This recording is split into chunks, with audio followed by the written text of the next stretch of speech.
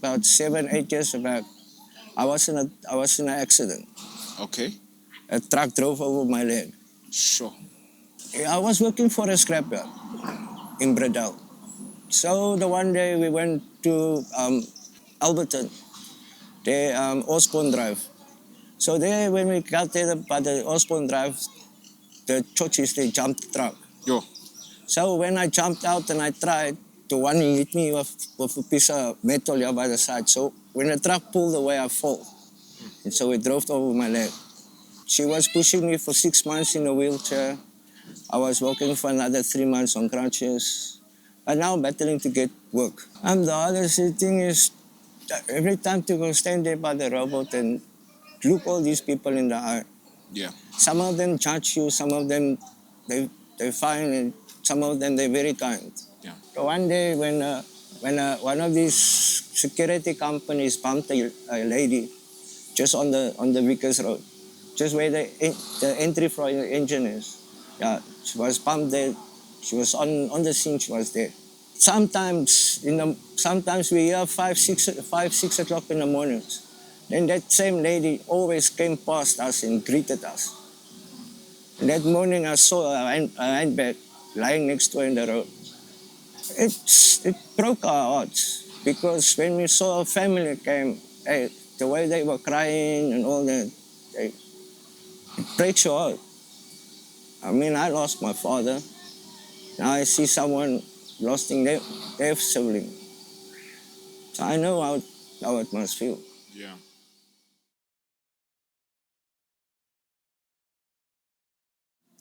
My brother, Yes, how you doing? find yourself. I'm good, thanks. Who we seated here with today? Of course. Kwas. Um, where you from, Kwas? I'm from Bredal. From Bredal. Were you born and raised there? No, I was born in Joburg, Uh, which sides of Joburg? Newlands. Newlands. Yeah. Okay. Did you spend most of your childhood in Newlands? Yes, You did. yeah. And how was your childhood? It was fine. Yeah. My father was a fireman. Okay. He was working for the fire department there in Brixton. Okay. So we had a nice life. Nice childhood. Yes. How many siblings do you have? I had three. We have three, but I've got only one left. One left. Yeah. What happened to your siblings? My other sister, she passed away from cancer. Ah, shame. Sorry Just about that. just a few, I think about 3 years back, Yeah. she passed away. Yeah. And just a couple of years before that, we lost our father.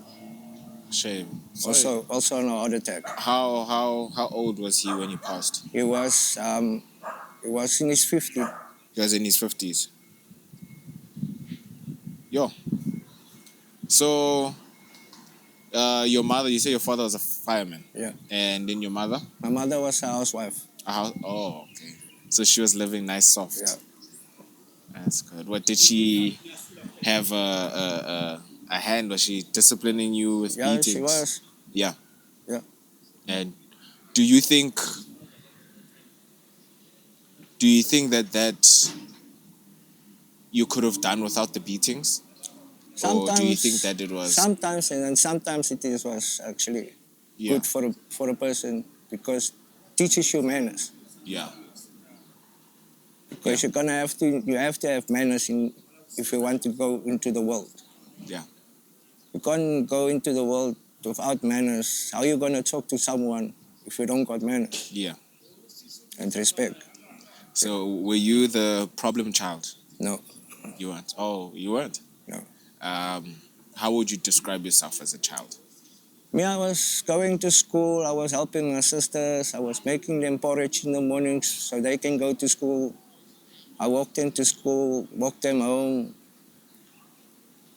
So you were the older brother, I'm the oldest. firstborn. Yeah. Okay. And as the firstborn, we normally call them the deputy parent. Do you think that's true? Yeah, actually, because you must look. If you maybe lost your mother and father, who's gonna look after your sisters? you're gonna have to look after them because they're gonna look up to you. Because there's no more support from your mother and father, so you must be the support in their lives. So I just want to find out, do you think that being the firstborn teaches you like a lot of responsibility? Yeah, it does. It does. Yeah. Yeah. And would you say that the others become less responsible and more dependent? They become more dependent Yeah. because they listen to what you tell them to do, explain them what the wrong is in life, what's right in life. So yeah, Yeah. then they will get responsible Yeah. in their lives. Okay. So you grew up in the apartheid times. Yeah. How would you say the country has changed in terms of order and cleanliness from then and now? That one I won't know. You can't speak on that. Yeah. Okay. That's fair. Do you have children? No. You don't. Did you never like not want children at all? You see, I met my wife. She already had children. Okay. She's got 6 children. Oh, that's beautiful. But we're not married. Okay. We've just been together for about almost 15 years. It's your soulmate. Yeah. And at what time period? So you met 15 years back from now, early 2000s. Yeah. How did you meet her?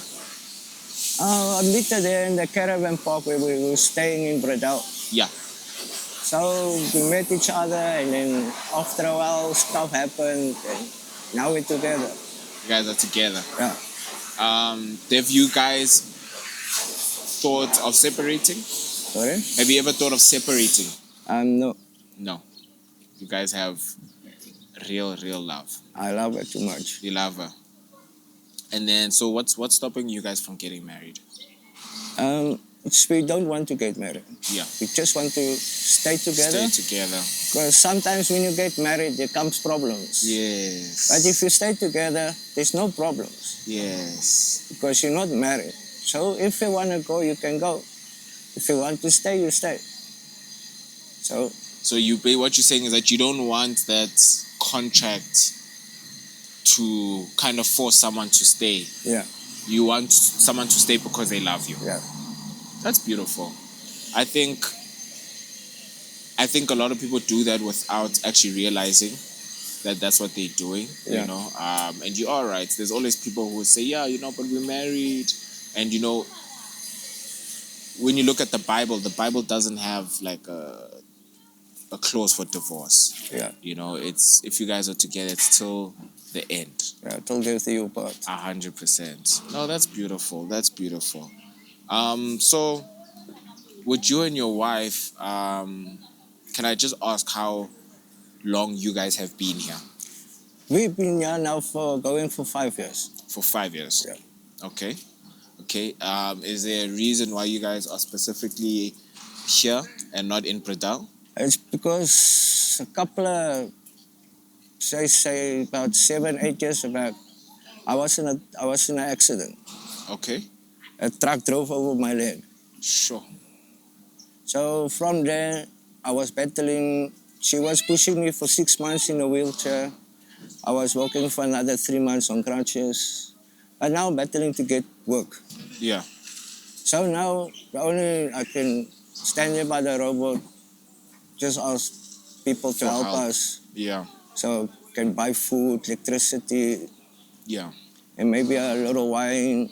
Yeah, something, yeah. Cigarettes. Yeah. I know that it was a traumatic experience, the incident with the truck. Yeah, it was actually. Yeah. Do you mind just letting us know how a truck drove over you? I was working for a scrapyard in Bredal. So the one day we went to what's it in Alberton. the Osborne Drive. So there, when we got there by the Osborne Drive, the churches, they jumped the truck. Yo. So when I jumped out and I tried, the one hit me with a piece of metal here by the side. So when the truck pulled away, I fall. And so it drove over my leg. Yo. So were you driving the truck? No, I was assistant. You're a passenger. Yeah. I was the one doing the books and You're doing the books. offloading the truck. And Oh yes, for the scrapyard. yeah. Yo. Sorry, my brother. Sorry. So how has that affected you since then? It's just I'm battling to get work. It's not easy to every day to come stand by the robot. Yeah. Sometimes it's a good day, sometimes it's a bad day. Sometimes you must go home and you must go sell some of your stuff. Yeah. Oh, Yeah. No, it must be hard. I think that it takes a special person to still provide yeah, I know. for their family, even though that their hands are tied. Yeah, You know, so I really, really commend you on that. thanks. Because a lot of people, you know, they just give up in life. Yeah, I know. And I can see that you haven't given up No, yet. I won't give up. Yeah. Your wife, did she ever have a job? She was very long time ago. She was working for Epcot Ingram. Okay. Long time ago. And what was she doing there? She was sorting the tablets and all those things. Okay, yes. No, that's beautiful. I think you know we see people on the side of the road at different places and we're quick to judge them. Yeah, So I think when we share people's stories and you know we give you a chance to speak, it's easier to help people because yeah, I think the quickest way for someone to help is if you guys have a heart-to-heart connection. yeah, And like I drove past you here like many times, you know, and my brother said, yo, I know there's someone we need to speak to there. There's someone that we need to speak to him. Whether it's God calling us here, I don't know. But I think it's been a long time coming that we have this conversation. But I want to know, what is the hardest thing, like in your experience of 5 years? What's the hardest thing to do while you're here? And the other thing is that every time to go stand there by the robot and look all these people in the eye. Yeah. Some of them judge you, some of them they fine, and some of them they're very kind. Yeah. And And what have you known? What have you noticed? Who are the kindest people? Is it the ones with the most money? no, not actually.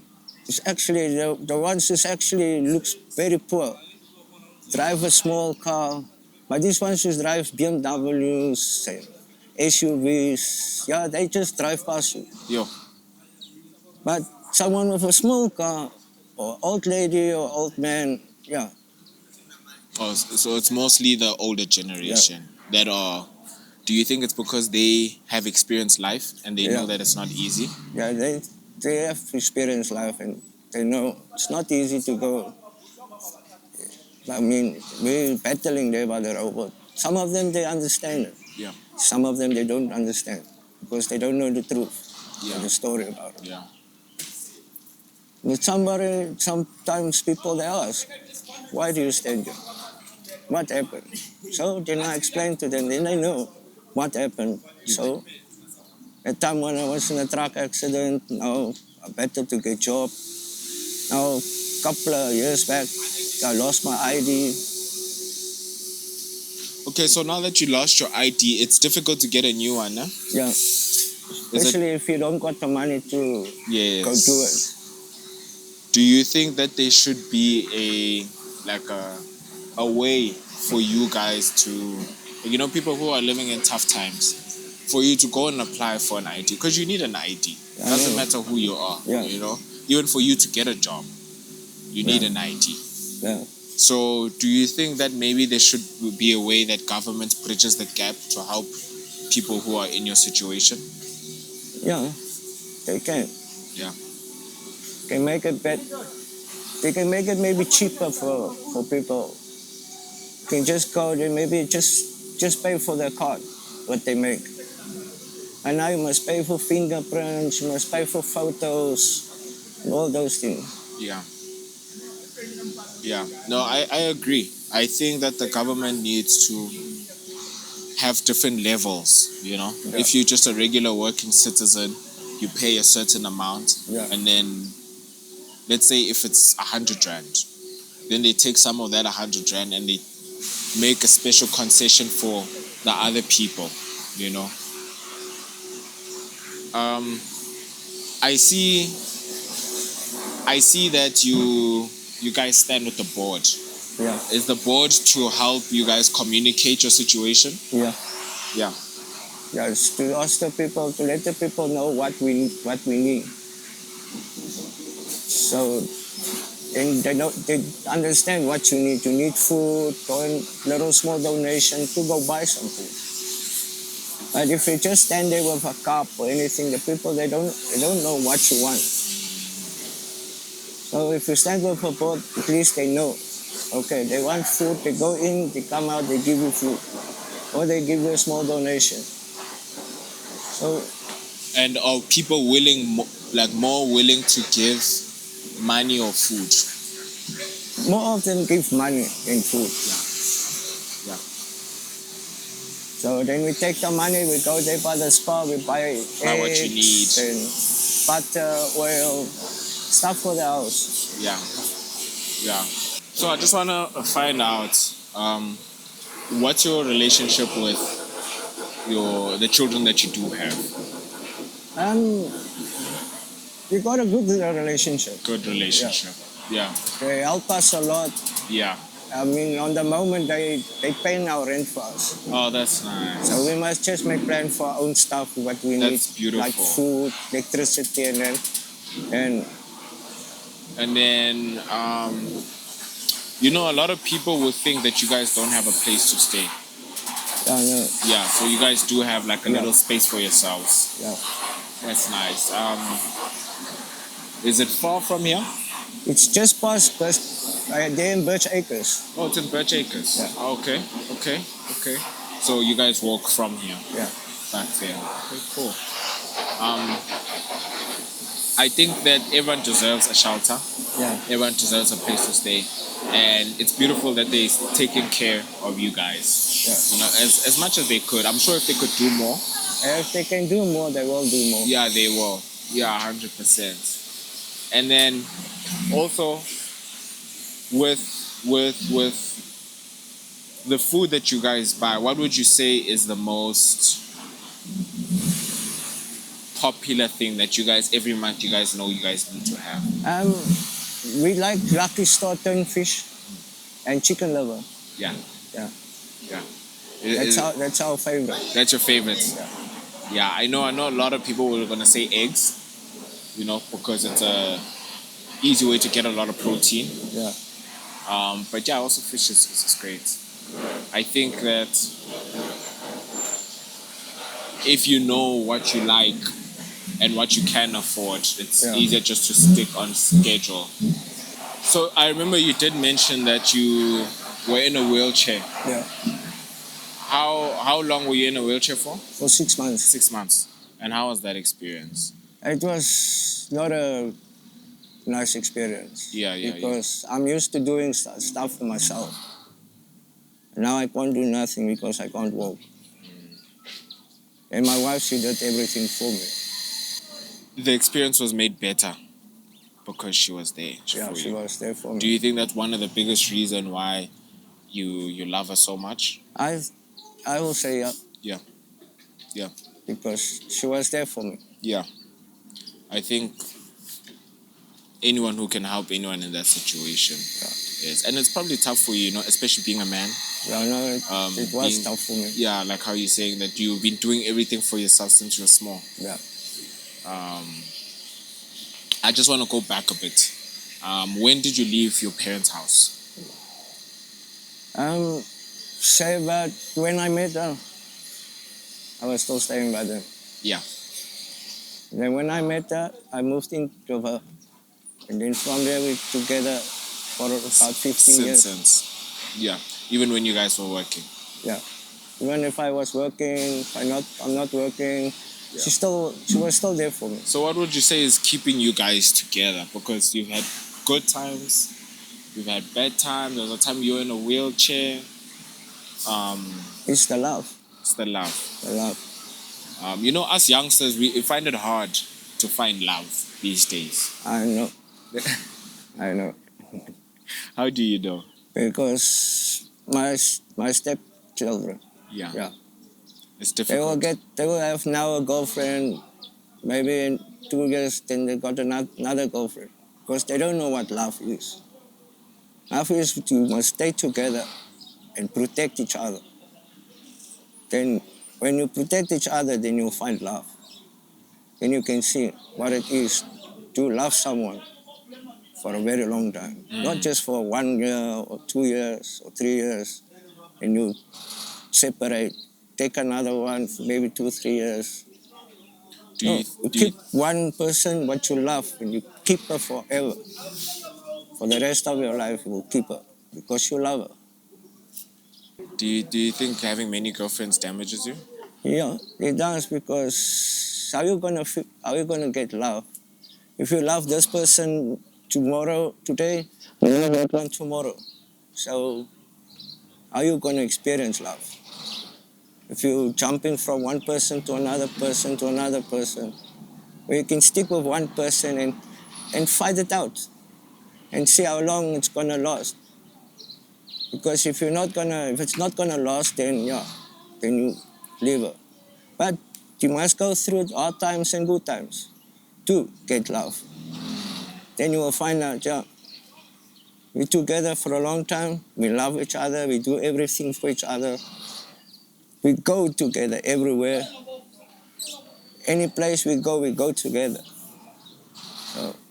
So it's more of a commitment. Yeah, it's more like a choice. commitment. Every day you must make the choice to love someone. Yeah, but this is not a choice to make.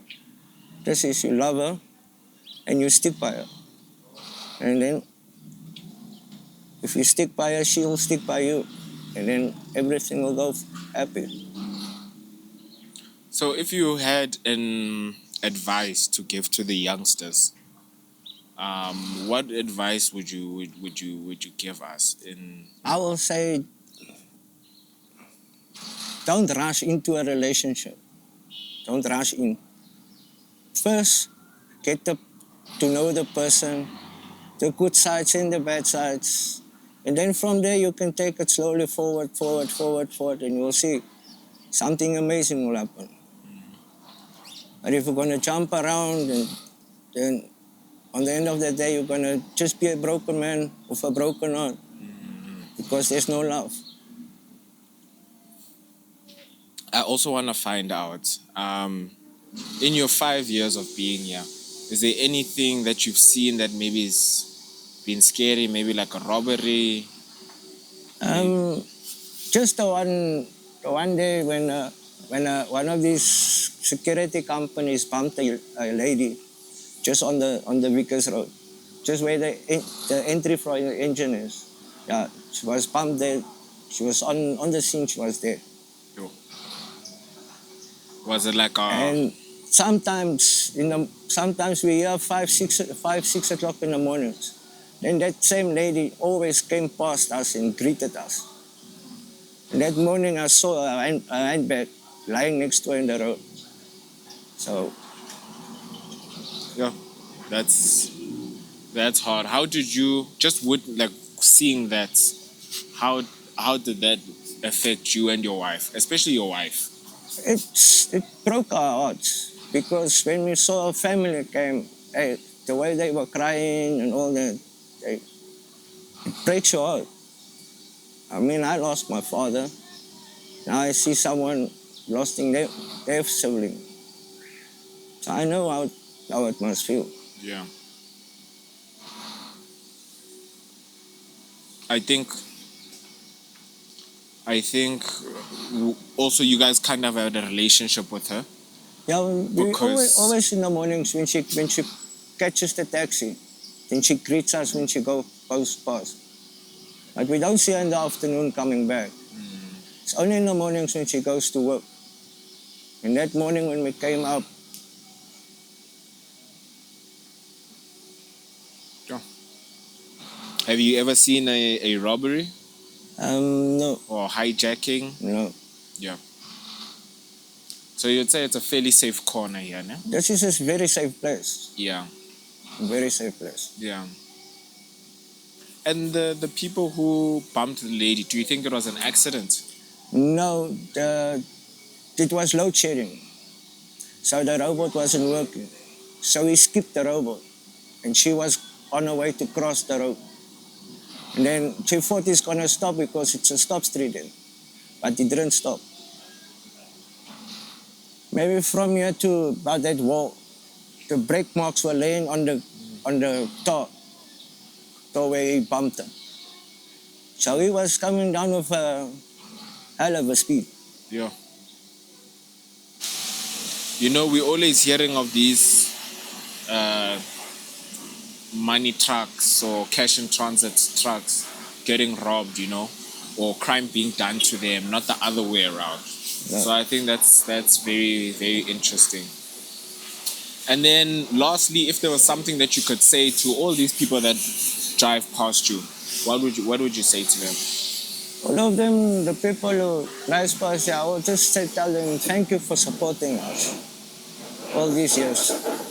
And the local look after them.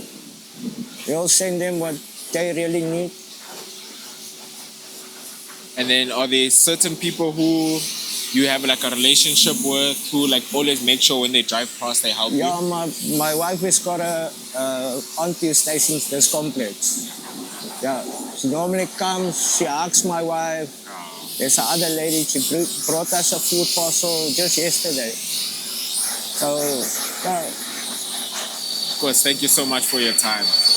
I know your wife is missing you there. Yeah, no.